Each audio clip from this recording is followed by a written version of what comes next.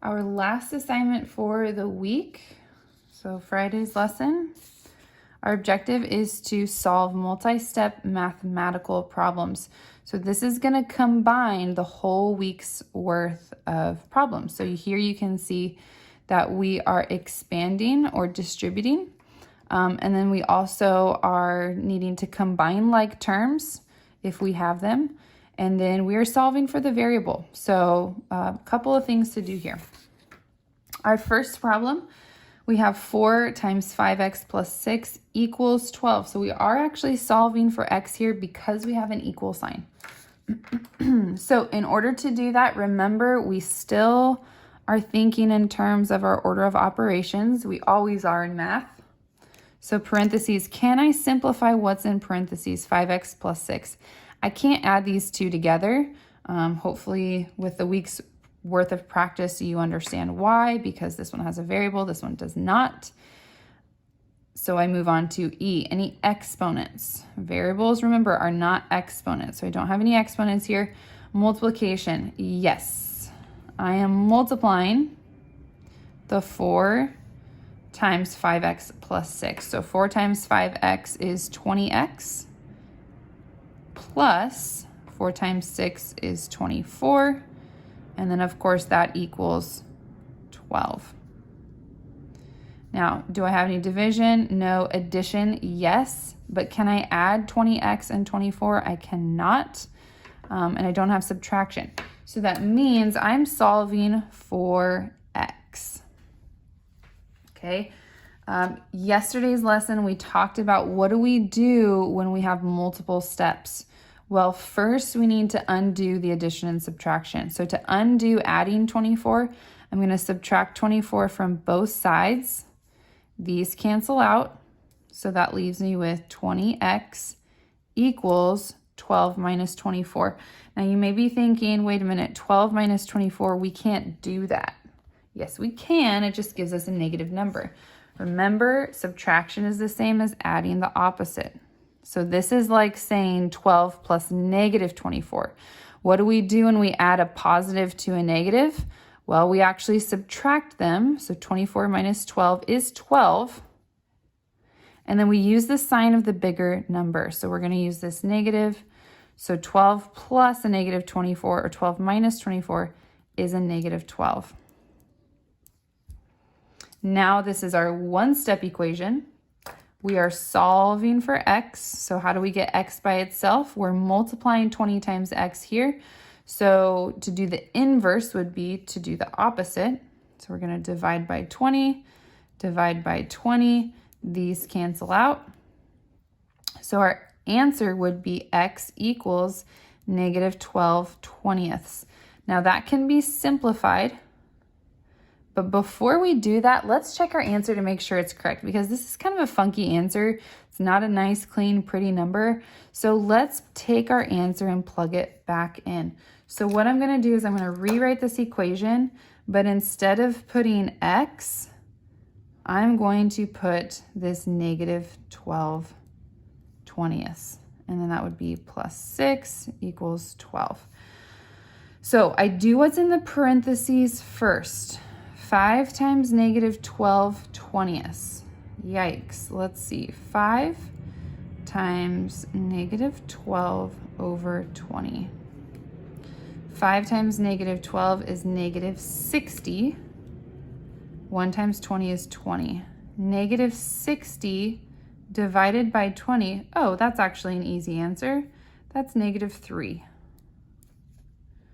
So 5 times negative 12 over 20. We could actually rewrite that as negative 3. Now remember, we're still in the parentheses, so can I solve negative 3 plus 6? Yes, I can. Negative 3 plus 6, these are different, so I actually subtract them. 6 minus 3 is 3. Use the sign of the bigger number, so positive 3. And then we have our 4 on the outside. Is 4 times 3 12? Yes, it is. So our answer of negative 12 20ths is actually correct. Now I can simplify this fraction if I want to. I can divide both of these numbers by 2. So this would give me an answer. Oh, actually, I could divide both of these answers by 4. Negative 12 divided by 4 is negative 3. Sorry for the mess.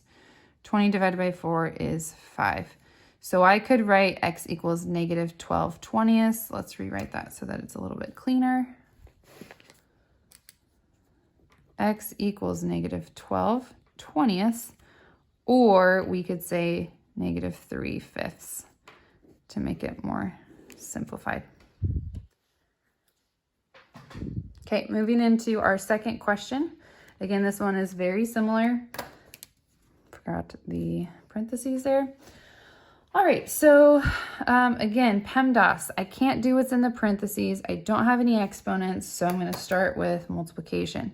Now remember, this negative has to be attached to this 3, so it has to follow it. This all goes together. Negative 3 times 2x would be negative 6x. We use our subtraction sign. Negative 3 times negative 3 times 4 is a negative 12, and that equals 18.